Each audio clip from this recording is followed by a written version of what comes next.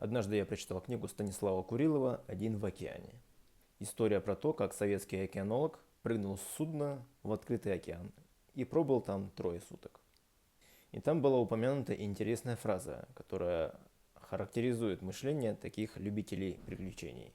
Мне столько страшного порассказывали про этот темный лес, что я уже не мог жить дальше, не побывав в этом лесу.